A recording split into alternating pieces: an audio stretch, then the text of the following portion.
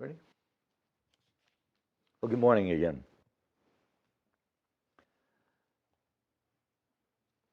When I first moved to Troy, we happened to move next door to a couple that were both teachers, and he, within a couple of years, became a principal of one of the schools over in Bloomfield.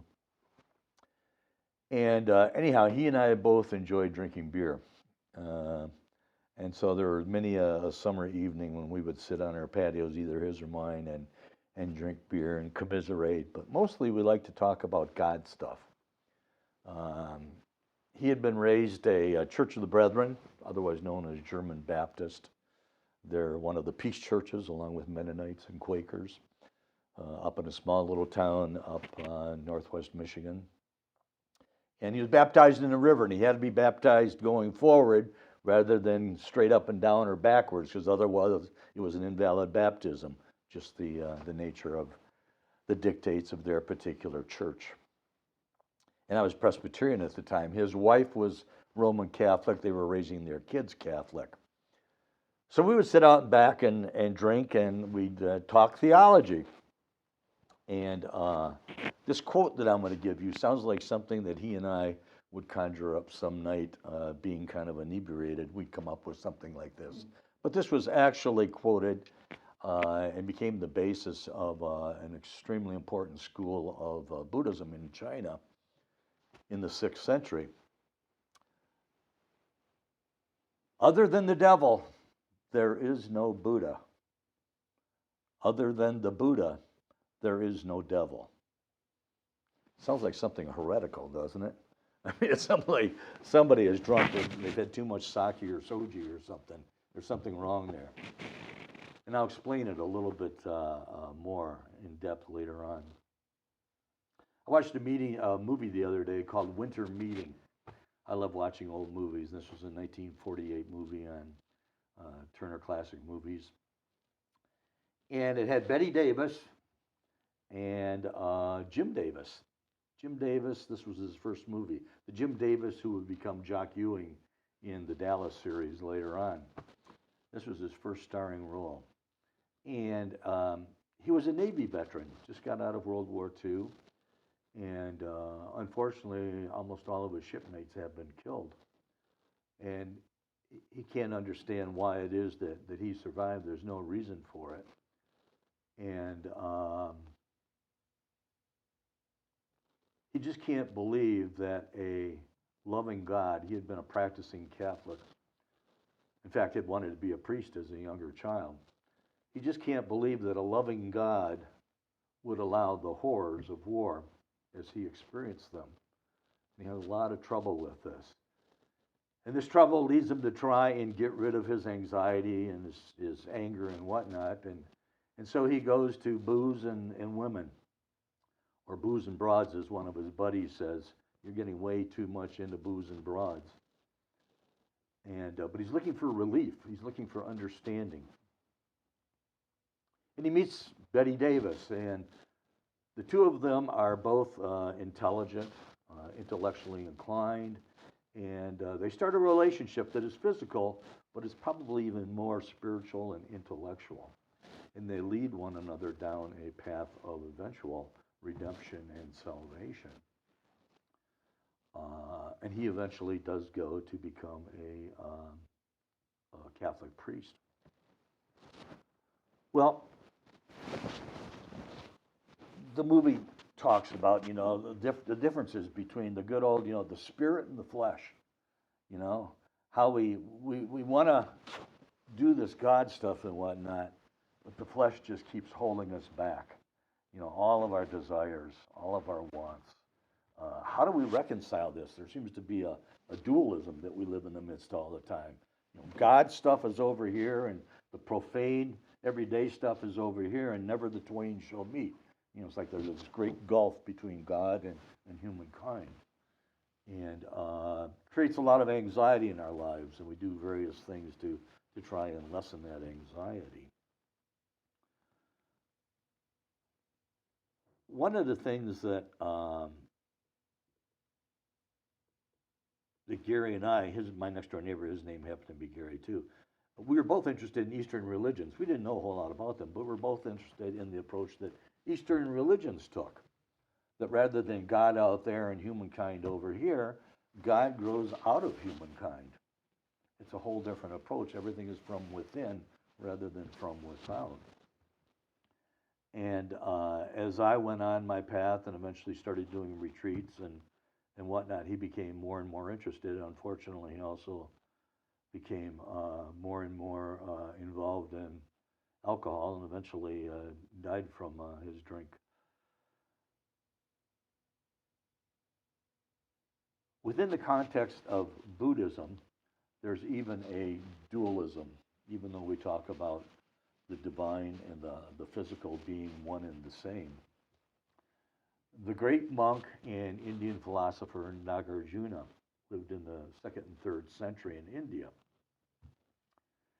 And he postulated what he called the two theories of reality, or the two truths.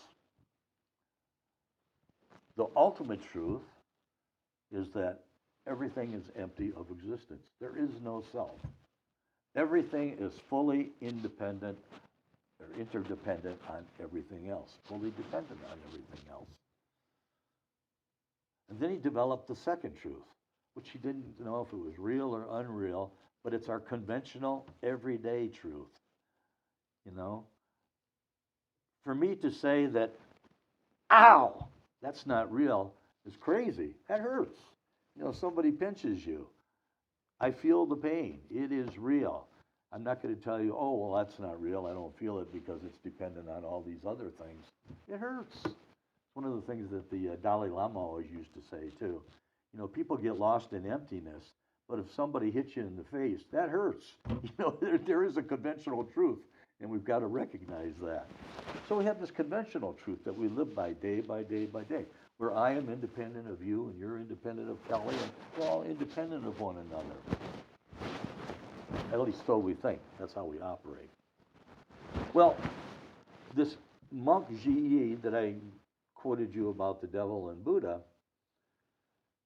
he was, besides being a Buddhist monk, he was also a pretty deep thinker. And he questioned Nagarjuna. He said, that doesn't make any sense. It's like we're living within a dualistic system again. There's absolute or ultimate reality, and there's provisional or conventional reality. It's like never the two shall meet. What is the relationship between them? And he postulated the third truth. And the third truth is the middle way.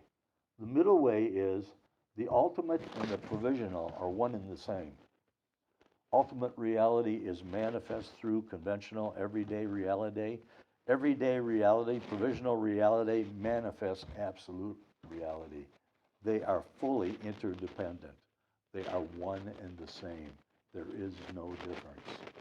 That is what is ultimate. Well,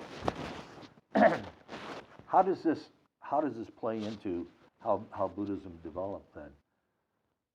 Well, as Korean monks started going to China, they started studying what's called Tiantai. This happened to be the name of the mountain that Ji had his monastery on, Tiantai Mountain. It was called Tiantai Buddhism. And they started bringing that theory back to Korea. What was developing in Korea at the same time through Venerable Wanhyo and through Venerable Chinul and through our Venerable Tego was this idea that rather than focusing on differences between all these schools of Buddhism, all these doctrines of Buddhism that have developed since it started in early India, let's focus on the similarities. Let's pull from each of these what seems to be the same or very, very similar. And Korean Buddhism developed a whole unique approach to looking at Buddha Dharma. And Korean Buddhism, although it's much closer to Chan Buddhism in China, is really different from Zen Buddhism in Japan. Zen Buddhism is kind of a whole different animal. And in Japan, what developed are sectarian schools, focusing on the differences. We got the Zen school, we got the Pure Land school, we got the Tiantai school, which is called Tendai. We got the esoteric school. And they are independent of everyone else and don't have a whole lot to do with all the other schools. And they have different ways of looking at their doctrines, they have different ways of practicing, really different ways. And like never the two shall mix. Korean Buddhism is just the opposite. Although there are 27 different schools of Buddhism within Korea, they're virtually, when you go to a temple of any school, you're going to do Gable, you're going to do the Heart Sutra, you're going to do all of these things that are very, very similar. And what is different are the cultural aspects that develop within Korean schools. Not doctrinal aspects, but the cultural aspects. And I wore this particular kasa today just to kind of focus on what goes on in Korean Buddhism. In 2001, I guess it was, I decided to fly out to California, and there was a retreat being led by a Korean Buddhist clergyman, a chanting retreat. You chant Kwanseum Bosal all weekend, except was being held at a Soto Zen Japanese monastery. And the head of that monastery was actually one of the original disciples of Reverend Shunryu Suzuki, who started the San Francisco Zen Center. And his name was Bill Kwong. Bill Kwong was a Chinese-American mailman, and he had the route where San Francisco Zen Center started, and he used to deliver mail. And he thought, what the heck is this all about in there? What are they doing in there? So he started visiting, and he eventually became one of his first, like, 8 or 10 disciples that was ordained. I think Bill was ordained in, like, 1970, Soto Zen priest. And he started the Sonoma Mountain Zen Center, and that's where I flew out to. And it's an 88-acre monastery, retreat center. They practice every day, and it's right in the middle of wine country in Santa Rosa, California, Sonoma County. And having been experienced with Korean Zen, I was a little bit shocked when I got into the Dharma hall in there, because their altar was probably about a third the size of ours. It was just like a little box that was there. They had a couple of candles on it, and they have a little Buddha statue that's about that big at most, maybe even smaller than that. And they had some incense there, and I think they had a thing with flowers on it. And that was it. That was their altar. This 88-acre monastery, this was their altar. I'm like, wow, that's pretty sparse. They're truly deconstructing everything, deconstructing reality so you can rebuild it up again. However, they also have a 15-foot statue of Kwanseum Bosal that was given to them. It was built by some famous artist out east in New York City for a client. And this client, for whatever reason, didn't want it anymore and had to find someone to give it to. And it came in 3 pieces. It was carved from wood.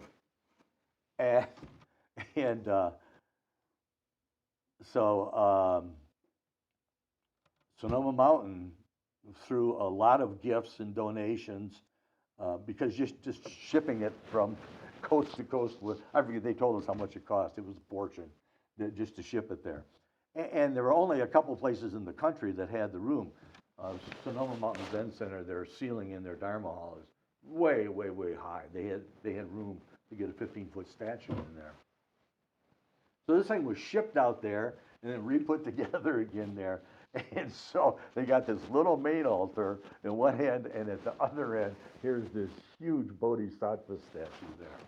And it was just quite a disconcerting thing to have this small little thing, this big Bodhisattva statue. So anyhow, we circled around the Bodhisattva statue most of the weekend chanting Kwanseum Bosal, Kwanseum Bosal. And none of us could barely talk by the time the retreat was done. But that was our practice for the weekend. And much starker, everything was essentially black and white. All of the, we Koreans we had on our graves, like we do here, um, they all had black robes, white around the collar here, and those who were Dharma students, little bibs, black bibs, and it was pretty severe, pretty austere, and pretty plain, other than the great big Bodhisattva statue. But it's the way it's practiced because of the fact that Zen schools in Japan are completely sectarian, and they do it this way. Whereas Zen schools or San schools in Korea and China to a greater extent, but not as much as San schools in Korea. Because of the fact, what Venerable Shi Yi says is that everything, the ultimate and the provisional, are no different. They are one and the same. There is no duality. They are one and the same. Everything is manifested through everyday life.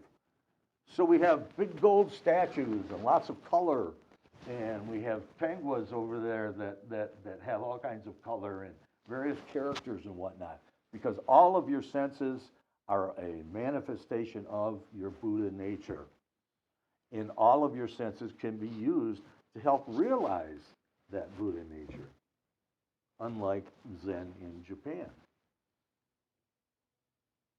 And so a lot of people, we call this a Zen temple here. And the only reason we use Zen, our tradition doesn't stem from Japanese Zen. It stems from Korean Zen. But Zen's a westernized word now. People understand Zen. They'd say, well, what's a San temple? They have no idea what a San temple is. And what's a Chan temple? They have no idea what a Chan temple is. But they understand the word Zen, even though the traditions are different than the Japanese. So I want to finish with this reading here from this book here, Zen World, Zen Calligraphy, which actually happens to be a Japanese Zen art book. Listen, if you would. It's called Bushin, which is Buddha mind. In Korean, we would say Shinbul. Shin can be faith or mind. And we would say Shinbul, the mind of Buddha. This is another way of saying Buddha nature or divine nature. Buddha mind is born in Buddha mind. Buddha mind grows old in Buddha mind. And after all, Buddha mind dies in Buddha mind. Because of the karmic nature of language, we have to use dualistic expressions. The truth is, however, Buddha mind only, nothing else. When we look at our lives from that point of view, something that is unbearable becomes bearable. Something that is unforgivable may become forgivable. Gratitude increases. Arrogance decreases. After all, this universe is nothing but Buddha mind.